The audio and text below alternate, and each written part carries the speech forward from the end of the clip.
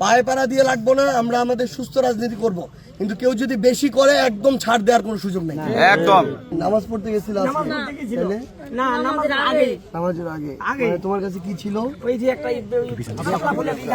একটা ব্যাচ ছিল, ওটা দেখে তারপরে কি হয়েছে? তোমার সাবলা বললেন লোক তোমাকে থাপ্পড় মারছে কে? ওখানে কে? ওইটা ও কি করে? বিএনপি করে? বিএনপি করে? তখন তোমাকে মানে কয়েকটা মারছে এরকম? হ্যাঁ, কয়েকটা তো বেশি আর কি। আমি ছিলাম আটবাড়িতে, তখন আমার বউ সময় সময় টিউনোর বাসায় নিয়ে গেছিল। আজকে ওখানে টিউনো নাই, বন্ধ।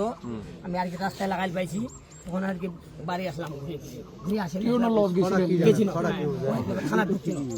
মানে এদের এতটা ইয়া হয়ে গেছে। আমি শুধু একটা জিনিস বলি, মানে বিএনপি যদি এদের এই ধরনের, পাঞ্জাবের জগতে একটি বিশ্বস্ত নাম শাবাব এথনিক ওয়্যার, মানে সন্ত্রাসী নেতাকর্মী গুলাকে না ঠিক করতে পারে, বিএনপির অস্তিত্ব এই দেশে থাকবে না। এরকম বলে দিতেছি। মানে একটা 10 বছরের বাচ্চা একটা শাপলাকলির প্রতীক ব্যাস নিয়ে ও হাঁটতেছে, এটার জন্য যদি ওর গায়ে হাত তুলতে পারে, তাহলে এদের ভবিষ্যৎ অন্ধকার। এগুলা ধীরে ধীরে এদের অবস্থা নাই হয়ে যাবে, এরা যদি এই শিক্ষাগুলো না নেয়।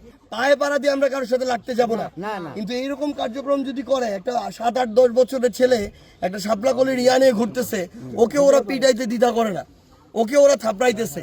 মানে কত বড় নিকৃষ্ট হয়ে গেছে এরা। এবং আজকে পঞ্চগড়ে 1 এরকম 25-30টা জায়গায় এই ধরনের ঘটনা ঘটছে। আমি আমার জায়গা থেকে একদম স্পষ্ট করে আপনাদেরকে বলতেছি, পায়ে পাড়া দিয়ে লাগবো না, আমরা আমাদের সুস্থ রাজনীতি করব, কিন্তু কেউ যদি বেশি করে একদম ছাড় দেওয়ার কোনো সুযোগ নেই। একদম।